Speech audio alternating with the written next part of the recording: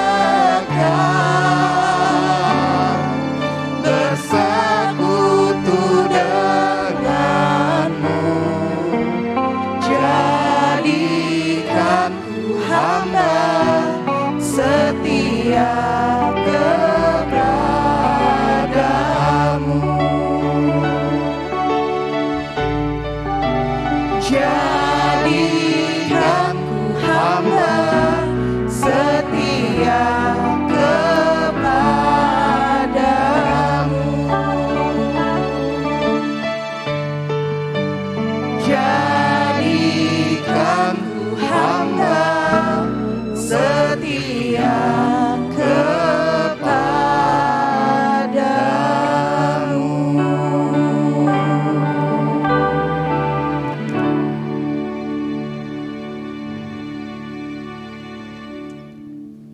Mari kita bangkit berdiri, Bapak Ibu Saudara, kita akan berdoa. Kami mengucap syukur banyak terima kasih padamu Tuhan. Kalau pada pagi hari ini kami masih bisa beribadah, ini semua karena kemurahan Tuhan. Terima kasih banyak Tuhan. Terima kasih buat berkat-berkat yang sudah Kau berikan pada kami Tuhan. Terima kasih Tuhan, terima kasih. Ampuni dosa dan kesalahan kami, tambahkan terus iman kami Tuhan. Biar kami selalu dekat kepadamu. Terima kasih banyak Tuhan. Sebentar kami ingin memuji, kami ingin menyembah kepadamu Tuhan. Biarlah pujian dan penyembahan kami boleh berkenan di hadapanmu Tuhan. Terima kasih Tuhan, terima kasih. Berkati ibadah kami pada pagi hari ini. Berkati kami semua sidang jemaatmu yang datang pada hari ini Tuhan. Hingga kami pulang nanti boleh membawa kesukaan yang besar daripadamu. Terima kasih Tuhan, terima kasih. Kami akan mulaikan ibadah kami pada pagi hari ini dengan penuh ucapan syukur dalam nama Tuhan Yesus Kristus. Mari kita berkata bersama, amin. Haleluya. Silakan duduk Bapak Ibu. Haleluya. Boleh katakan haleluya? Haleluya. Boleh katakan, lambaikan tangannya, katakan haleluya. Haleluya. Wah, saya senang sekali bisa melihat Bapak Ibu dan teman-teman semua di tempat ini. Saya yakin dan percaya di balik masker itu ada senyuman-senyuman yang indah, amin. Karena hari ini saya merasakan Tuhan begitu baik dalam setiap hidup kita, amin. Dan saya percaya juga Tuhan begitu baik buat Bapak Ibu dan teman-teman semua, amin. Sekali lagi mari saya undang untuk kita semua bangkit berdiri. Kita mau sama-sama memuji dan memuliakan nama Tuhan. Dan kita percaya bahwa Tuhan Yesus itu kasihnya dari dulu sampai sekarang tidak pernah berubah. Yang setuju katakan amin. Haleluya, Tuhan Yesus baik.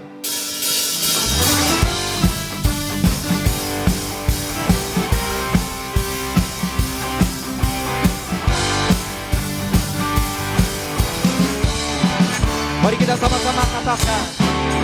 Tiada berkesudahan, kasih setiamu Tuhan, selalu baru rahmat-Mu bagiku. Hari berganti hari, coba katakan. Hari berganti hari, tetap kulihat kasih-Mu, tak pernah berakhir di hidupku. Mari kita angkat jempolnya, katakan. Baik, sungguh amat baik, untuk selama-lamanya. Tuhan Yesus baik, Tuhan Yesus baik. Tuhan Yesus baik, sungguh amat baik, untuk selama-lamanya. Tuhan Yesus baik. Mari dengan sungguh sama-sama katakan. Tiada berkesudahan, kasih setiamu Tuhan, selalu baru rahmat-Mu bagiku. Haleluya. Hari berganti hari, tetap kulihat kasih-Mu, tak pernah berakhir. Mari Bapak Ibu teman-teman semua kita bergoyang buat Tuhan, katakan. Yesus baik, sungguh amat baik, untuk selama-lamanya. Tuhan Yesus baik, Tuhan Yesus baik. baik, sungguh amat baik, untuk selama-lamanya. Tuhan Yesus baik. Kita mau tepuk tangan di atas kepala, katakan. Yesus baik. Sungguh amat baik,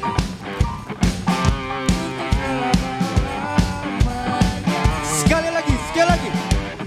Tuhan Yesus baik.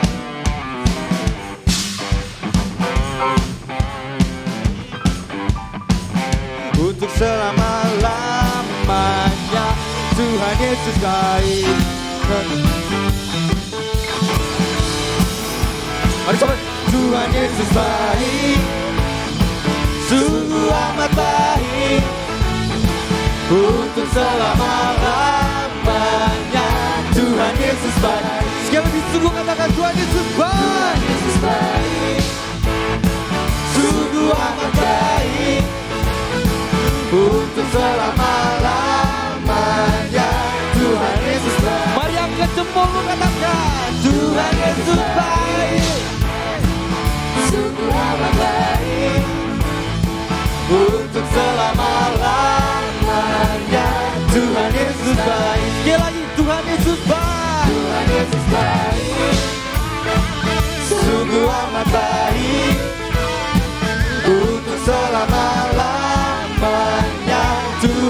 Yesus baik dari selama-lamanya.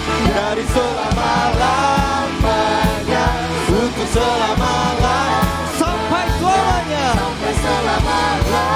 Mari kita sama-sama katakan. Tuhan Yesus baik. Haleluya.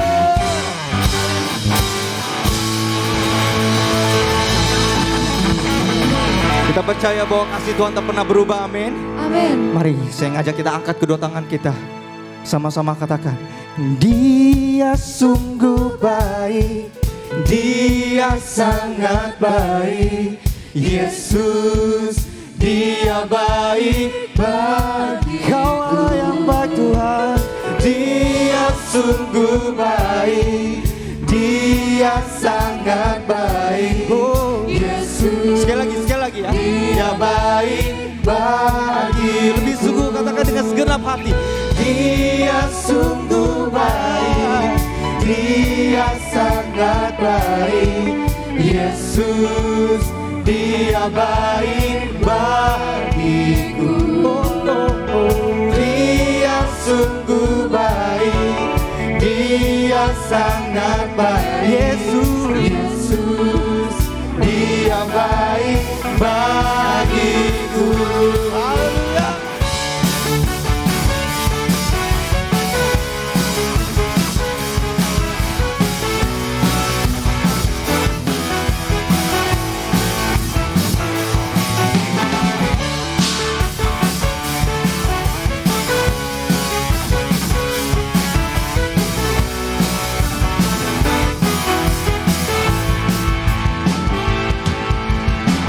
Mari kita mau sama-sama katakan. Dia mati bagiku, Dia bangkit bagiku. Dia siapa? Allah penyelamatku. Kuasa maut dikalah, Hidupku. hidupku dipulihkan. Ya Tuhan, Allah penyelamatku. Mari sama-sama katakan. Dia sungguh baik, Dia sangat baik. Oh Yesus, Dia baik bagiku. Dia sungguh baik, Dia sangat baik. Yesus, Dia baik bagiku. kita mau nyatakan dengan iman. Dia ada di dalamku. Sama-sama katakan. Dia ada di dalamku, bergerak di hidupku. Ya Tuhan, Allah kekuatanku. Haleluya. Dia penuhi hatiku dengan kuasa kasih-Nya. Ya Tuhan, Allah kemenangan. Mari kita dengan segera hati katakan. Dia sungguh baik, Dia sangat baik. Yesus, Dia baik bagiku. Dia sungguh baik, Dia sangat baik. Yesus, Dia baik bagiku. Musik memuji Tuhan.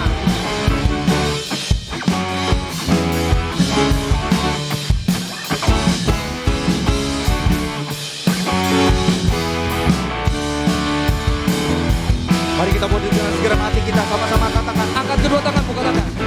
Dia sungguh baik, Dia sangat baik. Yesus, Dia baik bagiku. Dia sungguh baik, Dia sangat baik. Yesus, Dia baik. Dengan segera hati sama-sama katakan. He's so good. He is so good to you. He is so good to Jesus. Jesus, He's so good to you and me. He is so good to you. He is so good to me. Jesus, He's so good to you and me. Jesus, He's so good to you and me. Sekali lagi dengan segenap hati katakan. Jesus, Jesus. He's so good to you. He's so good to me. He's so good to you and me. Beri kemuliaan Tuhan, haleluya. Dipersilakan kembali duduk. Kita akan mendengarkan pengumuman.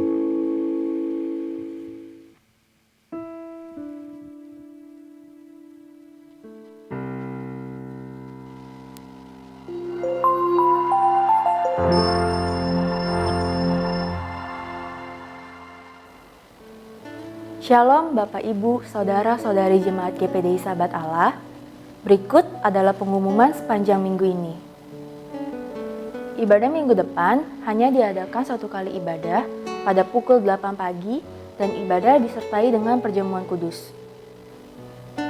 Ibadah gereja anak akan diadakan setiap hari Minggu secara tatap muka, Kampung Duri 1 pada pukul 7 pagi dan Kampung Duri 2 pada pukul 9.30 pagi di gereja. Ibadah youth akan diadakan setiap hari Minggu secara onsite pada pukul 13.30 di gereja. Malam ini tidak ada doa Pantekosta dan doa dimulai kembali pada hari Senin sampai Sabtu, tanggal 30 Mei sampai dengan tanggal 4 Juni pada pukul 7 malam. Sekian pengumuman pada hari ini. Tuhan Yesus memberkati. Ya, sekian pengumuman yang sudah ditampilkan. Mari kita mau siapkan hati kita untuk kita mendengarkan firman Tuhan pada hari ini. Kita mau sama-sama nyatakan bahwa begitu besar kasih Tuhan. Karena kasih-Nya yang telah menyelamatkan setiap kita. Dia telah mati, bangkit, dan naik ke surga. Amin. Mari kita mau nyatakan.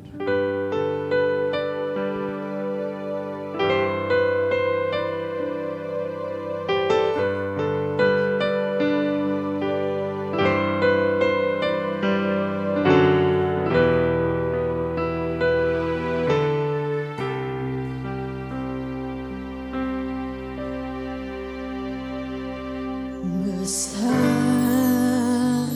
mulia kasih-Mu, Kau korbankan hidup-Mu, curahkan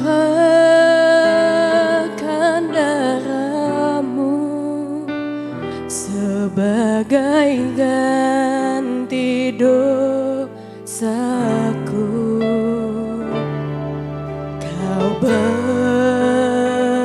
Berikan harapan di dalam kesesakan. Agunglah perbuatan-Mu, Yesus Tuhan penebusku.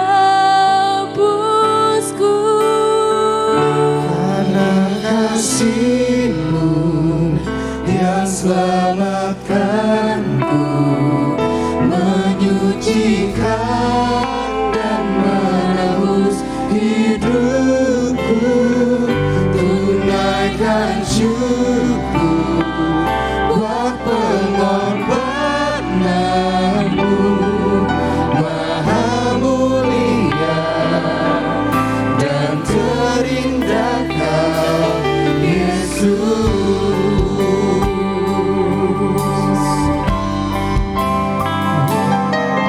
Besar mulia kasih-Mu, Kau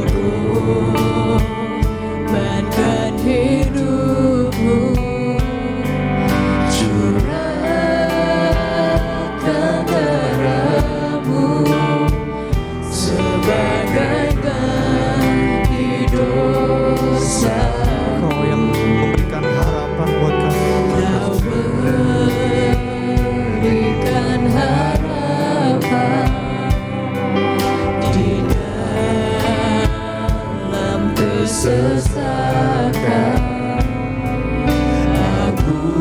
Agunglah perbuatan-Mu, Yesus Tuhan penebusku. Karena kasih-Mu yang selamatkanku, menyucikan dan menebus hidupku. Ku naikkan syukur buat pengorbananku, Maha mulia dan terindah Kau, Yesus. Mari saya undang sama-sama kita bangkit berdiri. Besar mulia kasih-Mu, Kau korbankan hidupku, curahkan darah-Mu sebagai ganti dosaku. Kau berikan harapan di dalam kesesatan. Lakulah perbuatan-Mu, Yesus Tuhan penebusku. Karena kasih-Mu yang selamatkanku, menyucikan dan menebus hidupku. Ku naikkan syukur buat pengorbananmu, Maha mulia. Karena kasih-Mu yang selamatkanku, menyucikan dan menebus hidupku. Ku naikkan syukur buat pengorbananmu, Maha mulia dan terindah Kau, Yesus.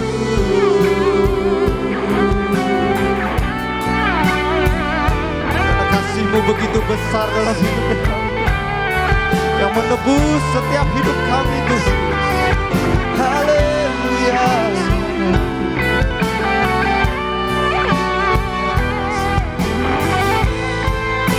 Mari dengan segenap hati kita menyatakan begitu besar.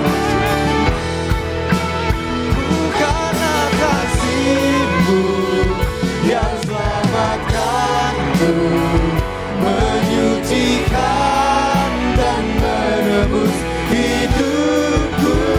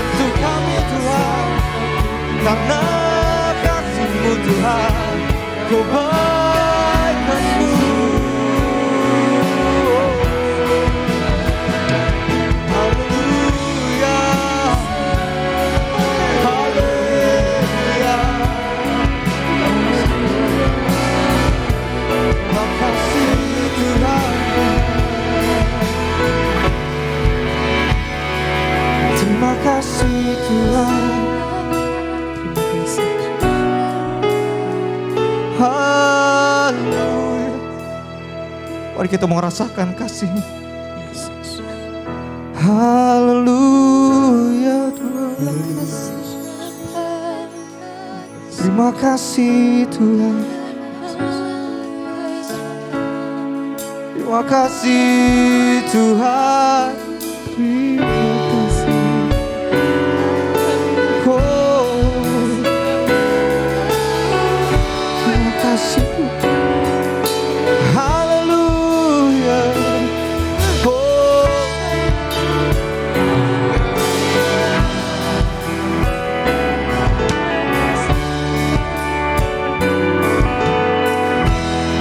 Kita sama-sama katakan. Terukur kasih-Mu Yesus, Kau telah mati gantikan diriku. Kau curahkan darah-Mu untuk tebus dosaku. Sekali lagi sama-sama katakan.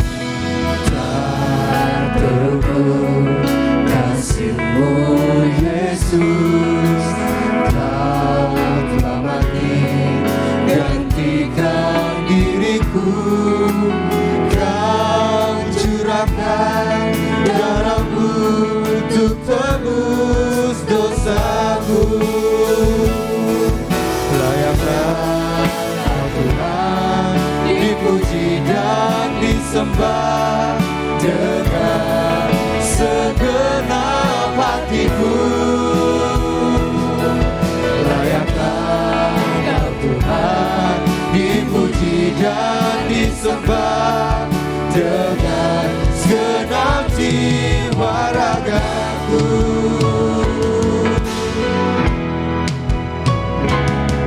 Oh, mari sama-sama kita nyatakan kembali.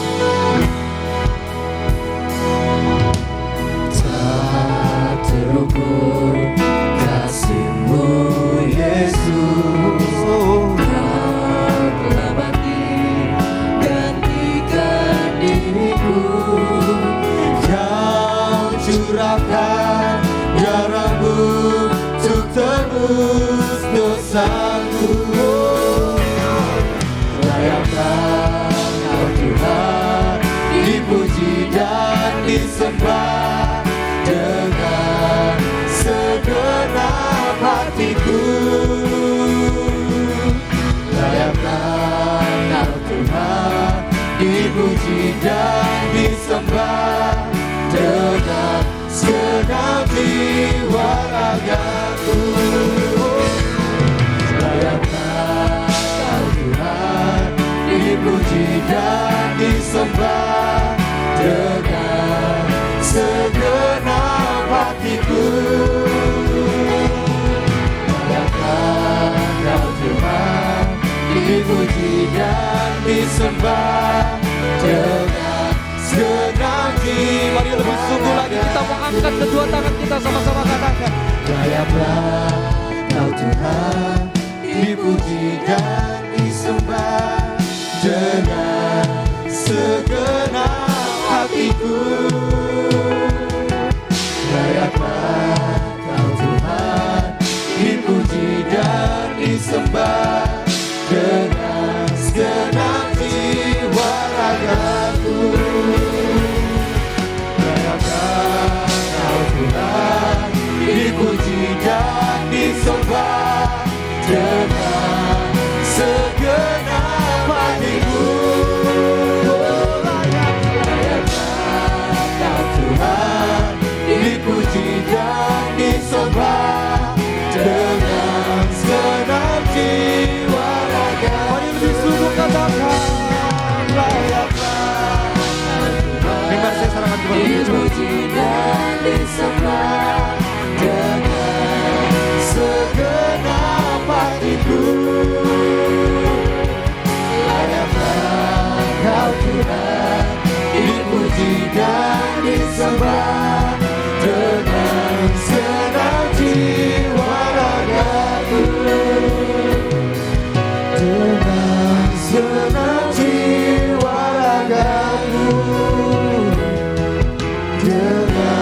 senang jiwa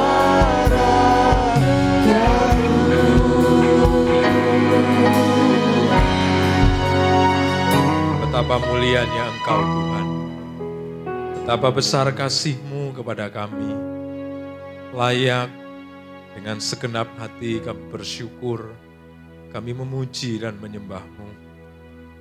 Hingga pada pertengahan ibadah ini kami telah menaikkan pengagungan, pemuliaan kepadamu. Kami siap untuk mempersembahkan tanah hati yang terbaik, untuk diisi dengan kebenaran firman. Bicaralah bagi kami semua, dan biarlah pemberitaan firman tetap dalam pimpinan Tuhan. Dalam nama Tuhan Yesus kami terima firman. Haleluya. Amin. Puji nama Tuhan, saya percaya kita semua dalam keadaan yang sehat, baik, diberkati oleh Tuhan. Dan mari kita akan bersama-sama menikmati kebenaran firman, sesuai dengan tema yang saya perhatikan di gereja di tempat ini untuk bulan April dan Mei adalah memahami kasih yang bersumber dari Allah. Memahami kasih yang bersumber dari Allah. Saya mempersiapkan PowerPoint-nya menjadi panduan bagi kita untuk mengikuti kebenaran firman.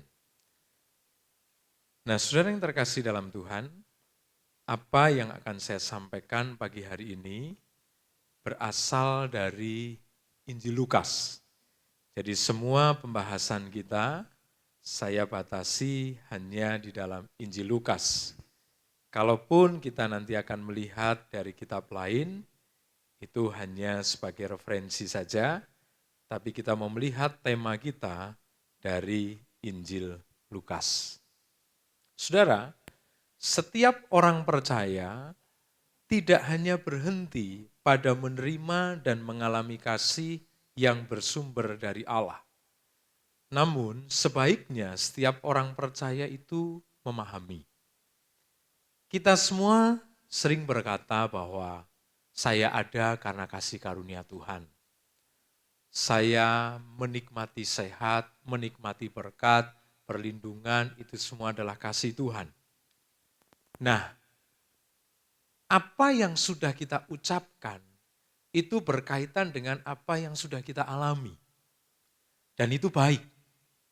Tetapi lebih dari itu, kita mau memahami kasih Allah itu. Kenapa saudara? Karena pemahaman itu permanen. Pemahaman itu membentuk sebuah konsep. Pemahaman itu bisa menjadi pijakan, menjadi dasar dalam setiap kehidupan kita. Kita bisa berkata, saya sehat, saya dilindungi, saya diberkati, saya disembuhkan, semua karena kasih Tuhan. Tetapi ketika kita alami pergumulan, alami masalah, dan tidak kunjung selesai, masihkah kita berkata, Tuhan mengasihi saya? Tetapi ketika kita memiliki pemahaman dan pemahaman itu menjadi prinsip hidup kita, menjadi dasar pijakan bagi perjalanan iman kita, maka apapun yang kita alami kita tetap berkata Tuhan mengasihi kita. Nah oleh karena itu kita akan masuk kepada memahami kasih Allah ini. Nah menurut Injil Lukas ada beberapa metode untuk memahami kasih Allah. Jadi saudara, kita tidak lalu asal-asalan berusaha memahami kasih Allah. Kita mau pakai metode dan metodenya sudah ada di dalam Alkitab. Saya akan menunjukkan sedikitnya ada 3 metode yang ada di dalam Injil Lukas. Masih belum bisa ditampilkan? Iya. Baik. Yang pertama saudara, tadi pagi kalau tidak salah saya sudah kirim melalui WA. Semoga bisa, oh ya sudah ditampilkan. Ya. Baik. Yang pertama saudara, cara supaya kita bisa mencapai tema, supaya kita bisa memahami kasih yang bersumber dari Allah adalah kita mau melihat metode yang digunakan oleh Yesus Dan kita mau mengikuti metode itu yang disebut dengan metode perumpamaan. Mari kita lihat terlebih dahulu dalam Injil Lukas pasal 15 ayat 1 sampai dengan ayat yang ke-7. Lukas pasal yang ke-15 ayat 1 sampai ayat yang ke-7. Para pemungut cukai dan orang-orang berdosa biasanya datang kepada Yesus untuk mendengarkan dia. Maka bersungut-sungutlah orang-orang Farisi dan ahli-ahli Taurat katanya, ia menerima orang-orang berdosa dan makan bersama-sama dengan mereka. Lalu ia mengatakan perumpamaan ini kepada mereka, siapakah di antara kamu yang mempunyai 100 ekor domba, dan jikalau ia kehilangan seekor di antaranya tidak meninggalkan yang 99 ekor di padang gurun dan pergi mencari yang sesat itu, sampai ia menemukannya, dan kalau ia telah menemukannya, ia meletakkannya di atas bahunya dengan gembira. Dan setibanya di rumah, ia memanggil sahabat-sahabat dan tetangga-tetangganya, serta berkata kepada mereka, bersukacitalah bersama-sama dengan aku, sebab dombaku yang hilang itu telah kutemukan. Aku berkata kepadamu, demikian juga akan ada sukacita di sorga, karena satu orang berdosa yang bertobat, lebih daripada sukacita karena 99 orang benar yang tidak memerlukan pertobatan. Dari cerita ini, kita bisa melihat bahwa gembala sangat menaruh perhatian kepada satu domba yang terhilang, yang tersesat. Ada 100 ekor domba, yang 99 tidak tersesat, tetapi yang satu tersesat. Saudara, harusnya dia bisa mengabaikan yang satu. Karena dia masih punya 99. Kalau domba, kambing di Purworejo sana ya yang agak-agak bagus 2 juta, 2,5 juta. Kalau kali 99, ya masih sekitar berapa saudara? Sekitar kurang dari 250 juta lah. Ya. Hanya sekitar 2,5 juta saja yang hilang. Gak apa-apalah, diabaikan sajalah. Tetapi saudara, cerita ini memberitahu bahwa 1 ekor domba yang kalau dikonversi ke harga sekarang paling kurang lebih 2,5 juta, sang gembala itu rela untuk mencari sampai ketemu. Yang 99 dibiarkan karena ada di dalam jalur yang benar. Karena tidak berbahaya, karena aman, di tempat yang terjamin. Tetapi satu yang tersesat ini, kasihan sekali. Dia bisa binasa, dia bisa masuk jurang, dia bisa dimakan binatang buas. Dia ada dalam kebingungan. Yang dilihat oleh gembala bukan nilai dari domba itu, tetapi yang dilihat oleh gembala bagaimana perasaan domba ini ketika ada di dalam keadaan tersesat. Sebenarnya dia penuh dengan ketakutan, kebingungan, keputusasaan. Dia nggak nyaman hidupnya. Inilah yang ditangkap oleh sang gembala. Maka dari itu dia tinggalkan yang 99, dia cari yang satu. Kenapa saudara? Karena cerita ini konteksnya adalah kenapa sih kok Yesus kok memberi perhatian sama pemungut cukai. Pemungut cukai itu pengkhianat bangsa, pengkhianat Yahudi. Karena lebih pro kepada pemerintahan Roma. Menarik pajak, bahkan melipat gandakan pajak yang disetor sekian, kelebihannya untuk keuntungan mereka. Ini pemungut cukai ini sampah masyarakat. Tetapi kenapa kok Yesus malah mendatangi? Ini sudah nggak bernilai pemungut cukai itu. Mungkin kalau dalam konteks sekarang pemungut cukai mati, nggak ada yang layat saudara. Ya. Jaranglah yang melayat. Mungkin kalau rumah pemungut cukai sekarang ini pintu gerbangnya terbuka malam-malam, nggak ada yang mau ngingetin, biar aja dicuri orang barangnya. Pokoknya dibenci sekali. Tapi kenapa kok Yesus mau ke situ? Karena ini bagaikan domba yang tersesat. Jadi kita berusaha memahami kasih Allah ini dengan metode perumpamaan. Dan metode perumpamaan yang kita peroleh pertama adalah perumpamaan domba yang hilang. Lalu kemudian saudara, Kalau saya dan saudara ada di posisi yang tersesat, saya dan saudara ada di posisi yang terhilang, bagaimana? Kita hanya berharap bisa ketemu orang yang menemukan kita. Rata-rata seperti itu, anak kecil ketika dibawa ke objek wisata lalu terpisah dengan orang tua, lalu dia nangis, dia ketakutan, dia berharap dia bisa ketemu orang yang menemukan dia. Dan orang yang menemukan dia adalah yang dia kenal.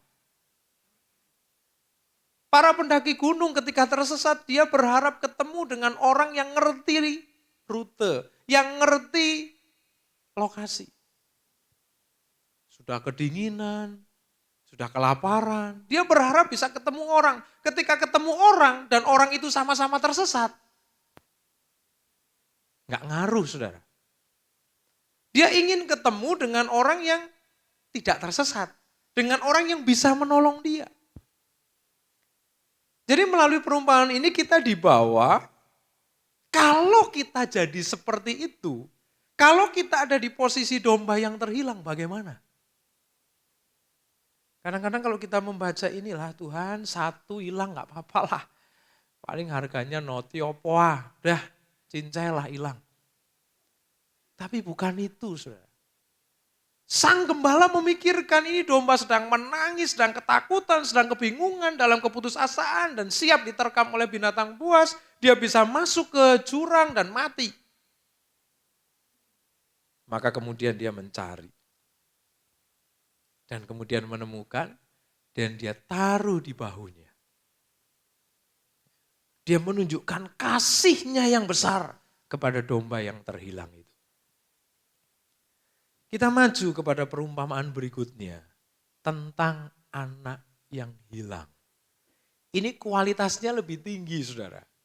Kalau domba yang hilang mungkin dia nakal, dia kepingin ingin tahu tempat-tempat lain lalu kemudian hilang.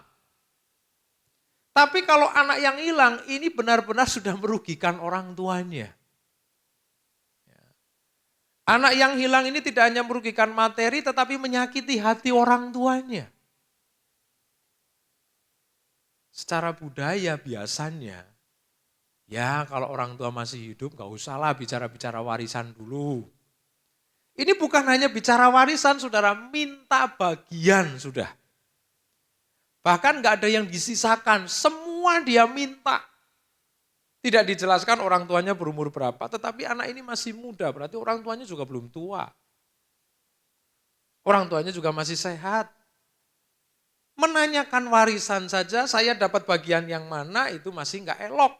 Apalagi ini minta warisan. Bukan minta sebagian, minta semuanya. Lalu kemudian anak ini pergi dan berfoya-foya dan singkat cerita habis. Dan kemudian dia menjadi pegawai dan dia makan dari makanan ternak. Dan setelah itu dia kembali lagi ke orang tuanya, maka orang tuanya menyambut. Orang tuanya membuka tangan, bahkan mempersiapkan pesta dan memberikan jubah yang terbaik. Panjang ayatnya nggak usah kita baca, habis waktunya saudara. Tapi saudara pasti ngerti cerita ini. Ini lebih parah dari perumpamaan domba yang hilang tadi. Domba yang hilang tidak merugikan gembala, hanya membuat bingung si gembala itu ini kemana ini. Tetapi kalau perumpamaan anak yang hilang, wah ini sudah menyakiti orang tuanya. Tetapi saudara ketika anak itu kembali, tangan Bapa terbuka. Kasih Bapa tetap, kasih Bapa tidak berubah. Malah mungkin si Bapa ini tiap hari mikirin anaknya. Kemana anak saya, lagi ngapain? Kalau dia salah jalan, dia salah menggunakan uang. Wah kalau dia serang susah sekarang, wah kepikiran terus saudara. Naluri orang tua kepada anak ini, waduh. Ya, gak bisa dipungkiri, gak bisa diingkari. Dia sayang kepada anak meskipun anak itu sudah menyakiti orang tuanya. Dan melalui kedua perumpamaan ini, maka saya simpulkan saudara, bahwa kasih Allah itu menjangkau semua orang, termasuk orang-orang yang masih jauh dari Tuhan. termasuk orang-orang yang saat ini menjauh dari Tuhan, maka kasih Tuhan menjangkau mereka. Kenapa anak ini pulang? Karena dia berpikir bahwa bapaknya pasti masih mau menerima dia. Meskipun nanti di rumah bapak saya menjadi pembantu nggak apa-apa, pasti bapak saya masih menerima. Dan betul saudara, ketika anaknya pulang sang bapak menerima. Dan tidak dijadikan pembantu, tetap sebagai anak. Karena kasih Allah itu menjangkau semua orang. Menjangkau semua orang percaya, termasuk yang sedang menjauh dari Tuhan. Nah, saudara yang terkasih dalam Tuhan, kita yang berkumpul di tempat ini mungkin bukan kelompok orang yang sedang menjauh dari Tuhan. Tapi bisa jadi tanpa disadari kita sedang menjauh dari Tuhan. Kita menduakan Tuhan. Kita mengecewakan Tuhan. Siapa yang tahu perbuatan kita? Siapa yang tahu pikiran kita? Siapa yang tahu motivasi kita? Bisa jadi. Atau saudara kita punya keluarga, punya anak, punya famili, punya siapapun, punya kenalan yang saat ini juga sedang menjauh dari Tuhan. Maka melalui dua metode perumpamaan ini, yakinlah bahwa orang-orang yang sedang menjauh dari Tuhan tidak pernah dibuang oleh Tuhan. Tidak pernah dibiarkan oleh Tuhan. Justru orang-orang yang sedang menjauh dari Tuhan ini sedang ada di dalam pantauan Tuhan. Tangan Tuhan, cengkraman Tuhan sedang ada pada mereka. Dan kalau di antara kita yang hadir pagi hari ini, hari-hari yang lalu bahkan mungkin sekarang ini, kita sedang berpikir untuk menjauh dari Tuhan atau mungkin kita memang sedang menjauh dari Tuhan. Dan kita hadir ini hanya karena ibadah hari Minggu saja. Hanya karena saya orang Kristen maka saya harus beribadah. Tetapi hati kita, pikiran kita sedang menjauh dari Tuhan. Saudara tetap sebagai objek kasih Tuhan. Ngeri sekali kasih dari Allah kita. Kalau Allah-Allah yang lain menghukum. Kalau kepingin diterima lagi, syaratnya ini. Allah kita tidak seperti itu. Allah yang lain maha kasih. Tuhan-Tuhan yang lain maha kasih, betul.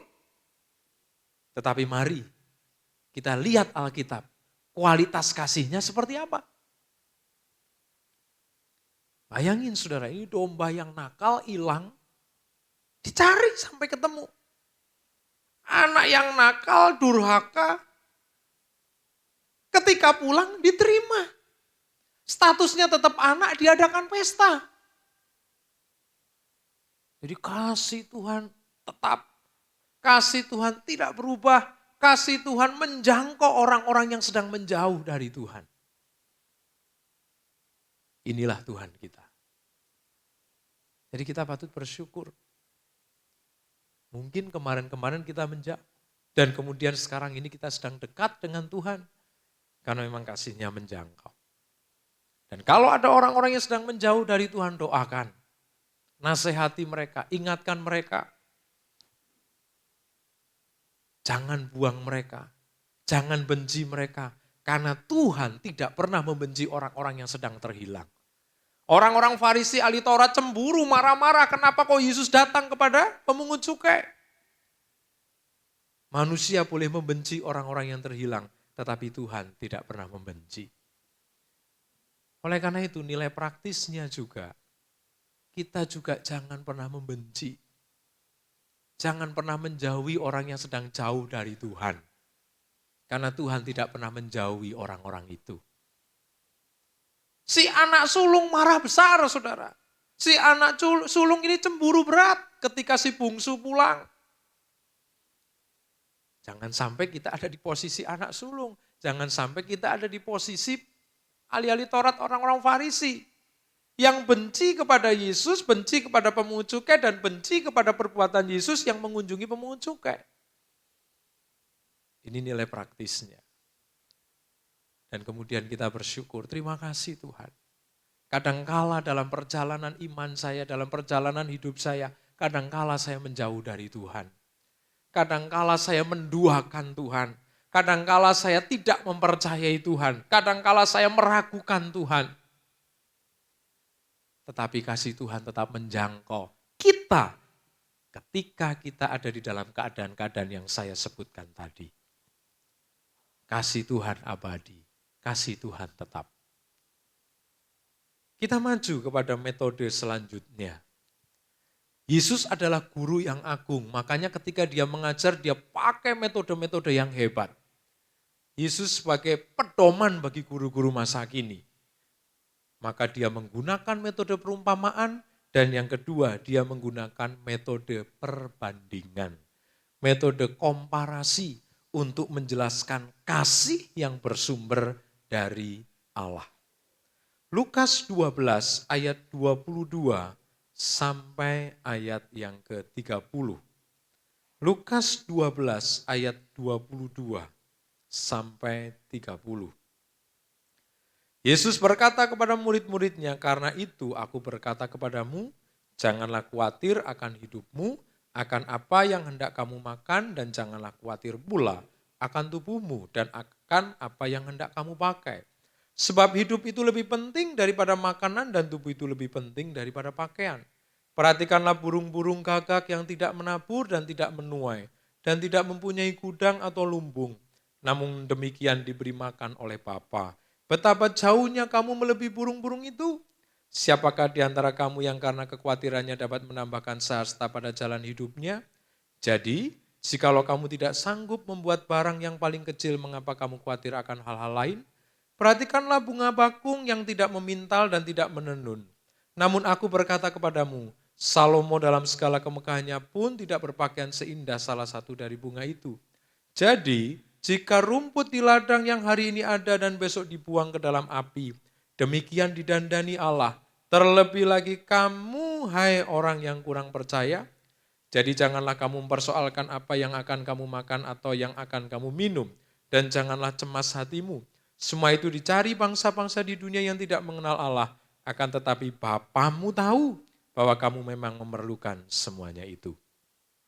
Saudara, ayat-ayat ini bukan hanya bicara tentang hal kekhawatiran. Tetapi ayat-ayat ini sedang memberitahu bahwa kasih Tuhan kepada manusia lebih tinggi, lebih hebat, lebih banyak, lebih lengkap dibandingkan kepada burung dan bunga. Lebih hebat dibandingkan ciptaan lain. Dia sedang memberitahu burung-burung yang tidak kerja, yang nggak punya gudang, yang nggak bisa nabung, nggak bisa menyimpan bekal, mereka dipelihara setiap hari. Rumput-rumput bisa berbunga, hari ini muncul, kemudian besok layu, tetapi selalu didandani oleh Tuhan. Rumput berbunga, ya, tanaman-tanaman keluar bunga, oke lah mungkin besok atau beberapa hari kemudian layu, lalu yang kemudian lagi muncul setelah mungkin gugur, ya, lalu dimunculkan lagi, didandani lagi oleh Tuhan. Ya, selalu seperti itu polanya. Itu ciptaan yang lain, saudara. Nah manusia, Yesus sebut tadi, kamu jauh lebih dari semuanya itu. Manusia, khususnya orang-orang percaya, khususnya pengikut-pengikut Kristus, kamu jauh lebih daripada itu. Jadi perhatian Allah, kasih Allah kepada kita lebih hebat daripada kasih Allah kepada ciptaan lain. Oh berarti Allah tidak adil? Bukan saudara. Tidak seperti itu. Untuk ciptaan-ciptaan yang lainnya, Allah mengasihi. Allah sudah membuktikan kasihnya. Tetapi dari awal penciptaan memang kualitasnya sudah beda. Memang sudah dibuat beda. Tuhan sudah takdirkan, Tuhan sudah kodratkan saya dan saudara lebih mulia dari ciptaan-ciptaan lain. Ciptaan-ciptaan lain tidak diciptakan serupa dan segambar dengan Allah. Ciptaan-ciptaan lain tidak dihembusi nafas Allah. Tidak punya roh seperti saya dan saudara. Ciptaan-ciptaan yang lain diadakan, dimunculkan terlebih dahulu baru kemudian kita. Manusia pertama. Enak sekali saudara Adam dan Hawa. Ketika diciptakan tidak ditaruh di dunia yang begitu luas, yang ada hutan, padang belantara, tetapi ditaruh di Taman Eden yang sangat indah. Spesial sekali manusia itu. Bahkan sampai kepada masa Yesus, Yesus mengingatkan kamu lebih spesial dari semua ciptaan. Yesus sedang menggunakan metode komparasi. Supaya kalian tahu seperti apa kasih Tuhan kepada kalian, coba lihat itu ciptaan-ciptaan lain. Ciptaan-ciptaan lain itu dipelihara padahal stratanya, derajatnya jauh lebih rendah daripada kamu. Mereka dipelihara. Apalagi kita manusia. Mereka menerima kasih Allah, apalagi kita. Malaikat yang katanya makhluk-makhluk yang dekat dengan Allah. Pelayan-pelayan Allah, pegawai-pegawainya Allah ketika memberontak dan kemudian dia dibuang di bumi dan kelak akan dibuang di neraka. Tidak alami penebusan, tidak alami pengampunan dosa oleh pengorbanan Yesus di atas kayu salib. Hanya manusia, saudara, yang diampuni dosanya seperti pujian tadi. Dia mati bagiku. Binatang-binatang gak bisa nyanyi begitu. Malaikat pun juga. Sampai ada yang bertanya, Pak kenapa sih malaikat kok gak ditebus dosanya yang sudah jatuh dalam dosa itu? Iblis setan-setan kok gak diampuni? Masalahnya kalau iblis dan setan-setan diampuni, maka kita manusia bisa ikut iblis dan setan-setan.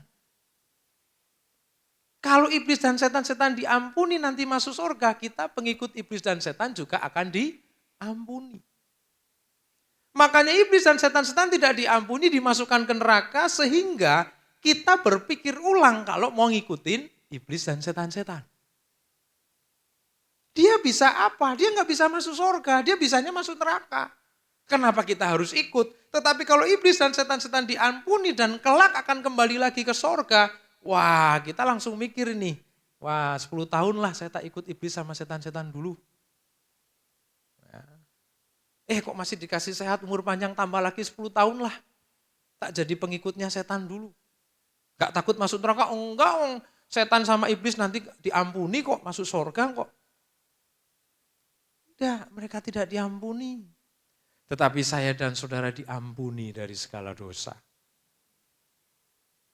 Dengan metode komparasi ini saudara, kita semakin diteguhkan, diyakinkan, kita semakin diperkaya pemahaman kita bahwa betul-betul Allah sangat mengasihi kita.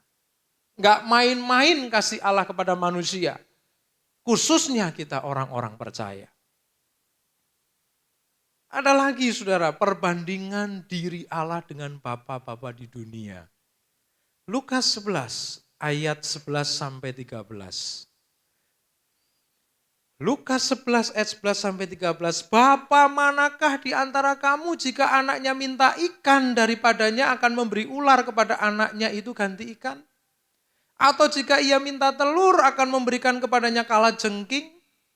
Jadi jika kamu yang jahat tahu memberi pemberian yang baik kepada anak-anakmu, apalagi Bapamu yang di sorga.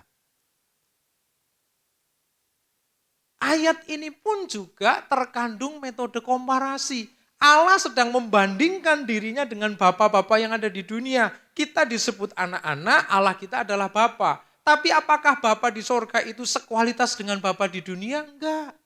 Lebih hebat bapa di sorga. Bapak di dunia yang jahat saja tahu kalau anaknya minta telur dikasih telur. Ya kecuali lagi nggak punya uang. Keluarga yang sangat-sangat sederhana minta telur ya dikasih kerupuk. Tapi nggak mungkin dikasih batu, nggak mungkin dikasih pasir saudara. Nggak mungkin. Ini bapak-bapak di dunia dia rela tidak makan yang penting anaknya makan. Ya bapak-bapak di desa-desa suka begitu. Saya rela nggak makan, yang penting anak saya makan. Iya Pak, karena Bapak ngopi sama ngerokok aja sudah kenyang. Maklum saya. Saya jarang sarapan, saya jarang ini. Udah yang penting lihat anak-anak makan seneng. Iya Bapak sarapannya tembakau sama kopi. Maksud saya saudara, orang tua tuh punya naluri. Dia mengutamakan anak-anaknya makan. Apalagi Bapa di sorga.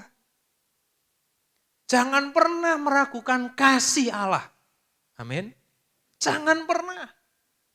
Karena mau dibandingkan dengan apa Allah kita. Yang bapak-bapak jahat saja dia tahu memberi yang baik untuk anak-anak.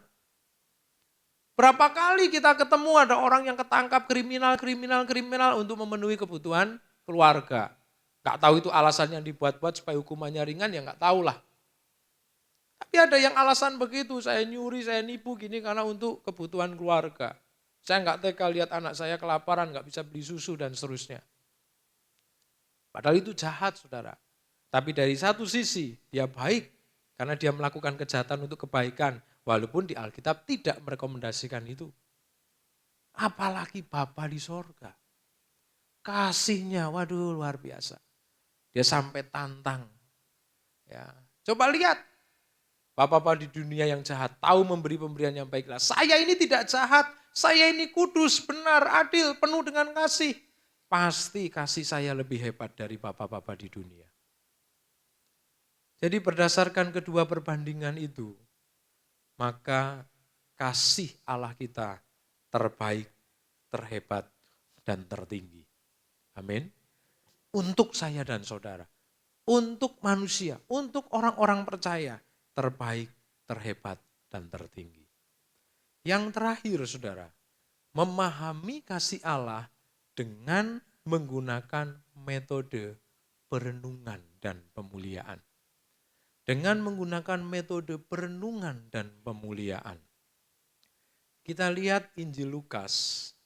Injil Lukas pasal yang pertama, ayat yang ke-66.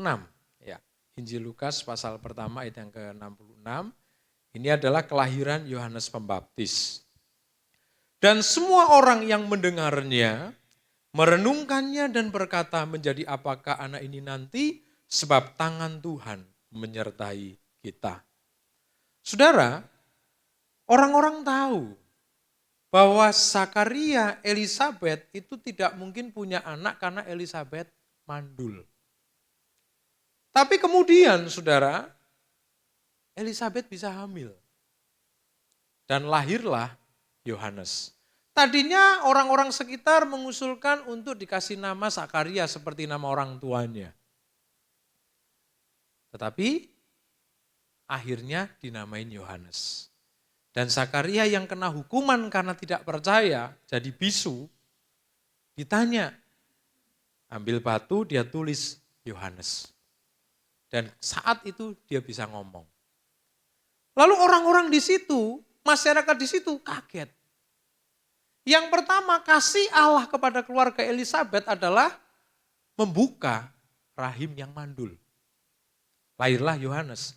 Kasih Allah yang kedua untuk keluarga Zakaria dan Elizabeth adalah Zakaria yang bisu, bisa ngomong lagi.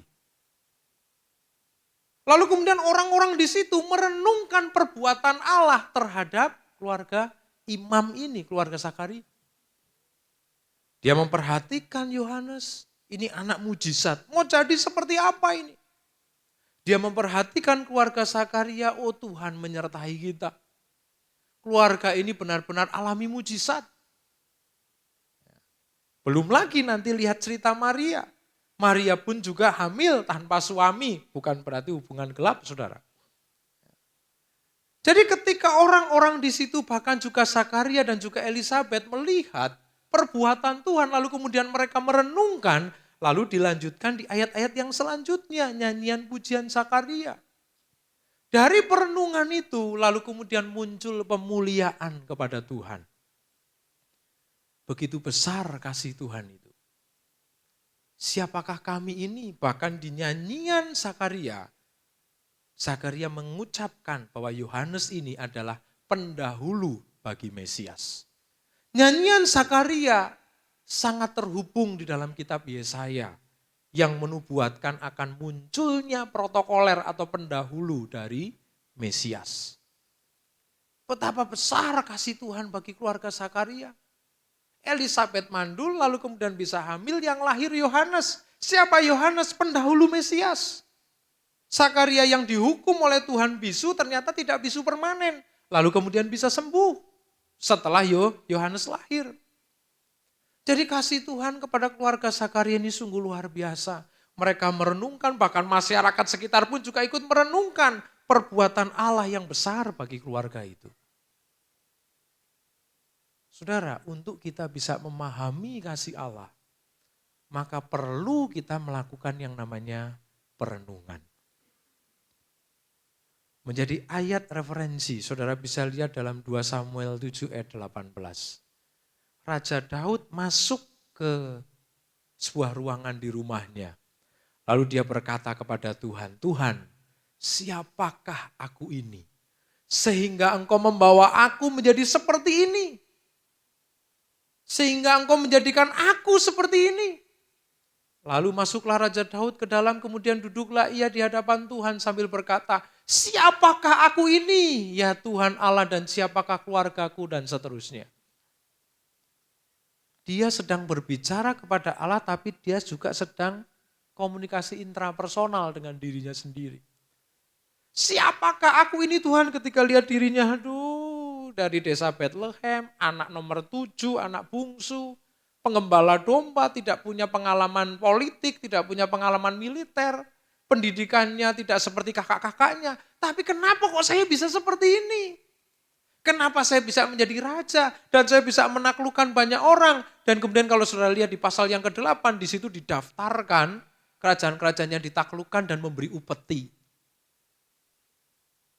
Raja Daud melakukan perenungan.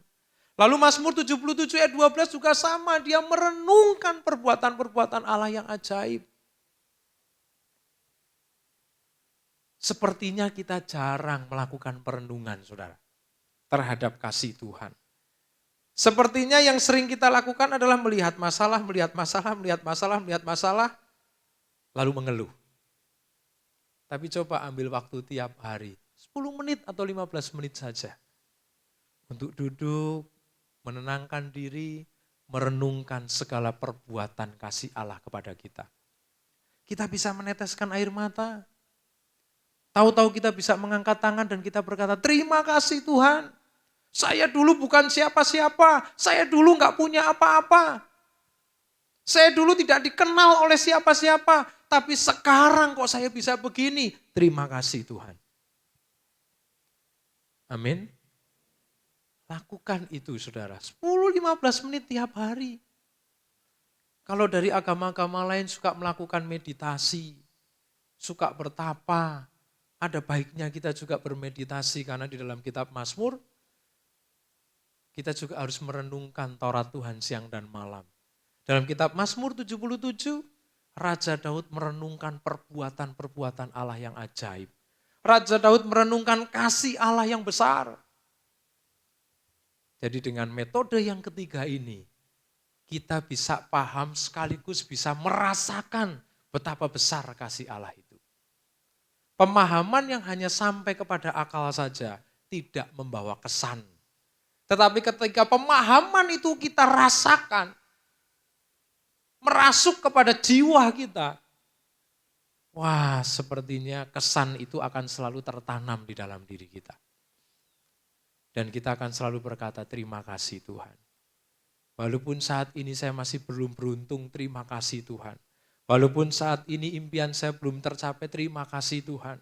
Walaupun saat ini usaha saya sedang ada dalam pergumulan, terima kasih Tuhan. Karena kalau hari-hari yang lalu Engkau mengasihi saya, maka hari ini dan seterusnya Tuhan pasti juga mengasihi saya. Sehingga Rasul Paulus berkata, meskipun dia dalam keadaan lemah, dia kuat.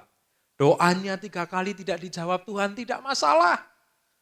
Karena ketika dia merenungkan kasih Tuhan, wah besar hebat sekali kasih itu. Sehingga di dalam Efesus pasal yang ketiga 18-19 dia berkata, aku ingin, aku rindu, aku mau supaya kamu memahami betapa panjang, lebar, dalam, tinggi kasih Allah. Caranya bagaimana? Merenung, saudara. Perenungan-perenungan ini perlu kita lakukan. Bukan hanya fokus kepada pergumulan, tetapi renungkan kasih Allah yang sudah kita alami dan sedang kita alami dan akan terus kita alami tiap kali kita renungkan itu. Pasti yang keluar dari mulut kita bukan keluhan, melainkan ucapan syukur dan pemuliaan kepada Tuhan. Kita datang kepada Tuhan, kita angkat pujian, musim selalu berganti. Kasih Tuhan tetap abadi.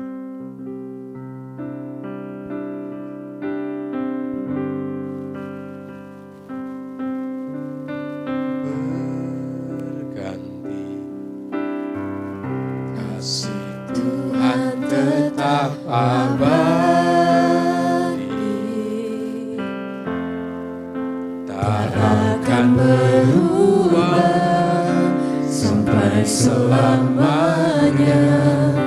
Ku tetap percaya,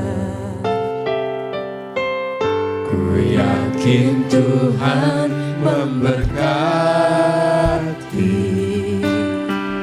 ku yakin Tuhan melindungi. Burung di udara Tuhan pelihara, karena kasih-Nya. Tuhan selalu menolongku, Tuhan selalu menolongku, selalu menjagaku, sehelai rambutku tak akan terjatuh tanpa seizinku. Tuhan selalu menolong. Saya undang kita sama-sama bangkit berdiri. Selalu menjagaku, Dia mengenyangkanku dan peliharaku seumur hidupku. Saudara, dengan 3 metode tadi, Allah sedang mengungkapkan kasih-Nya kepada kita. Allah sedang memberitahu dan berterus terang, aku gak main-main mengasihi kita semuanya. Dan kasih Tuhan itu tetap abadi. Untuk orang yang dekat dengan Dia, untuk orang yang saat ini menjauh dari Dia, kasih Tuhan tetap menjangkau mereka. Jangan pernah perbandingkan kita dengan apapun, karena kita paling spesial di mata Tuhan. Tuhan kecewa, Tuhan sedih ketika kita membanding-bandingkan dengan yang lain. Kasih Tuhan itu gak pernah berkurang, gak pernah bertambah untuk kita. Kasih Tuhan itu tetap tertinggi untuk saya dan saudara. Dengan melakukan perenungan-perenungan, dengan mengamati kehidupan kita, baik di hari-hari yang lalu dan juga saat ini, maka secara konsisten kita akan berkata, terima kasih Tuhan, kasih-Mu tetap ada bagi kami. Kita nyanyikan refnya sekali lagi, dan kemudian kita akan masuk di dalam doa. Tuhan selalu menolongku, selalu menjagaku, sehelai di rambutku tak akan terjatuh tanpa seizin-Mu. Amin. Tuhan selalu menolongku, selalu menjagaku, Dia mengenyangkanku dan peliharaku. Sekali lagi, kita angkat tangan kita. Kamilah objek kasih-Mu Tuhan. Kamilah sasaran kasih-Mu. Amin. Kau selalu menolong kami. Ya Tuhan, Kau selalu menjaga kami. Sehelai di rambut hajatku tanpa seizinku. Amin. Amin. Amin. Tuhan selalu menolongku, selalu menjagaku. Dia mengenyangkanku dan peliharaku seumur hidupku. Kami sudah mendengar firman. Kami semakin memahami bahwa Engkau serius mengasihi kami. Engkau tetap mengasihi kami apapun keadaan kami, Tuhan. Wujud, bentuk, cara Engkau mengasihi kami, terserah Engkau ya Tuhan. Yang kami percaya, kasih-Mu tetap tidak berubah bagi kami semua. Kami siap menjalani hari Minggu dan hari-hari selanjutnya. Kami tidak takut dengan keadaan dunia yang semakin menakutkan. Ada banyak berita di sana sini, dari sakit penyakit, dari perekonomian, dari perang, dari politik. Tetapi Engkau selalu menjaga kami. Kasih-Mu mencengkeram kami. Tidak pernah kami ragukan sampai selama-lamanya. Kami sudah dengar firman-Mu. Dalam nama Tuhan Yesus, haleluya. Amin. Serahkan. Bapak Ibu kita tetap berdiri, kita mau tutup ibadah pada hari ini, kita mau nyatakan kami memuji kebesaran-Mu Tuhan.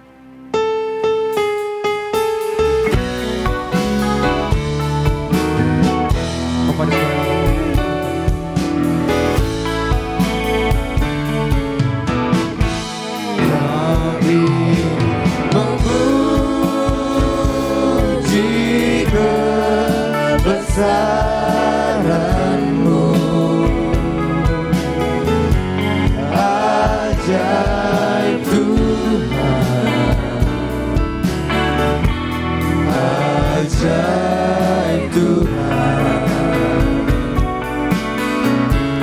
Kami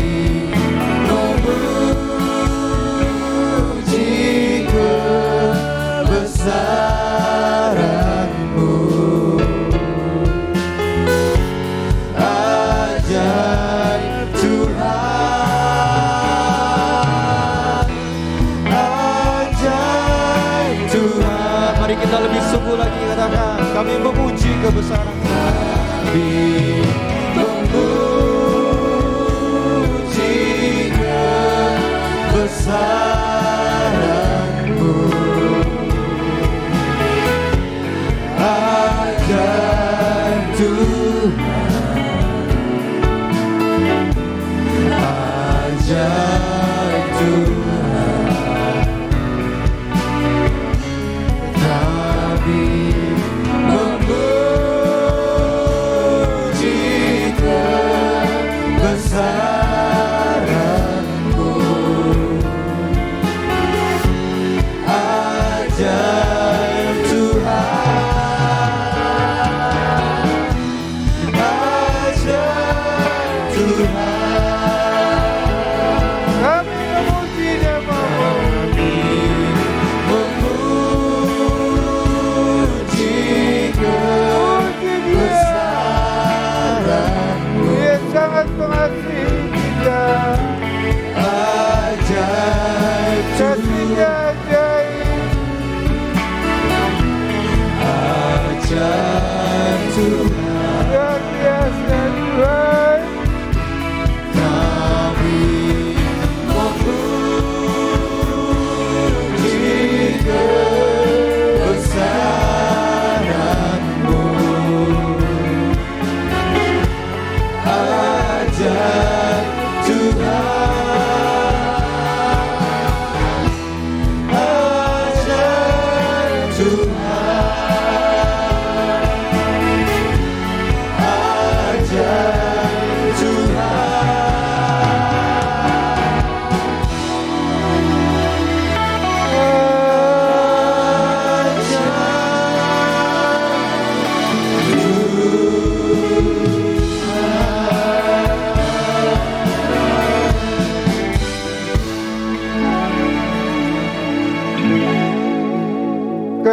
keajaiban tidak ada lawannya, tidak ada bandingannya. Hanya Engkau yang mulia, hanya Engkau Allah kami yang mengasihi kami, mencintai kami.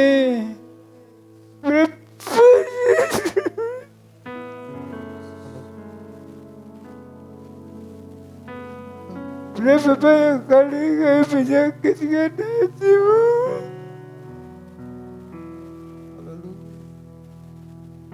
tapi Engkau tetap mengasihi kami ya Tuhan. Kasih-Mu tidak pernah luntur dari kehidupan kami masing-masing. Sebab itu kami bersyukur. Kasih Yesus.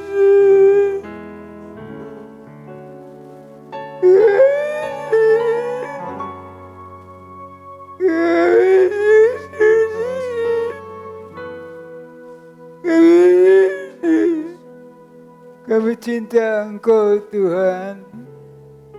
Kami cinta Engkau Tuhan. Karena Engkau sangat pengasih. Engkau sangat pengasih kami Tuhan. Segala dosa dan salah kami Tuhan ampuni. Tuhan selesaikan semua. Karena Engkau mengasihi kami. Marilah itu tuliskan di dalam hati kami masing-masing. Bahwa Engkau sangat mengasihi kami. Terima kasih Tuhan. Dalam segala hal Allah campur tangan. Tuhan tidak tinggalkan kami. Terima kasih Tuhan. Pagi ini memberikan dorongan kepada kami untuk mengasihi Engkau. Karena begitu besar kasih-Mu bagi kami sekalian. Biarlah itu tertulis di dalam hati kami masing-masing. Terima kasih Bapa. Dan pagi ini Tuhan melihat keperluan-keperluan anak-anak-Mu. Keperluan ekonomi kah, keperluan kedamaian kah, rumah tangga kah, dan sebagainya. Kami percaya Engkau memperhatikan dan Engkau tidak membiarkan. Engkau mengulurkan tangan-Mu dan Engkau memberi pertolongan. Terima kasih Bapa. Nama Tuhan dibesarkan, dipermuliakan. Pakai hamba-Mu yang telah menyampaikan firman-Mu dan membukakan rahasia firman sehingga kami dapat mengerti berapa panjang, dalam, lebar akan kasih-Mu yang tidak dapat kami ukur. Biarlah kiranya kasih itu mengembang di dalam kehidupan kami masing-masing sehingga kami kuat di dalam Engkau, di dalam percaya dan mengiringkan kami kepadamu. Terima kasih Bapa, terima kasih. Dan sebentar kami selesai ibadah, kami akan kembali pulang. Kami percaya Engkau menyediakan berkat bagi kami. Berkat badani, berkat rohani. Karena Engkau sangat mengasihi kami. Sebab itu Tuhan kami ucapkan syukur kepadamu. Terpujilah bagi Allah kami. Dan kami sekarang siap menerima berkat dari Tuhan. Biar kira berkat itu mengalir, berkat badani, berkat rohani. Kekasih-kasih Tuhan. Terimalah kasih sayang, kemurahan dari Bapa, kecintaannya yang luar biasa.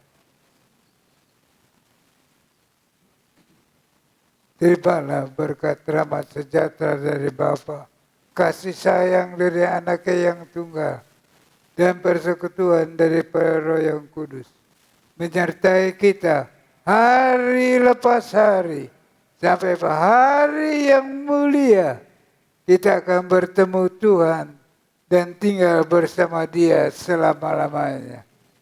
Terima kasih Tuhan. Kami sudah terima berkat daripada Tuhan. Dan berkat itu mengalir terus dalam hidup kami.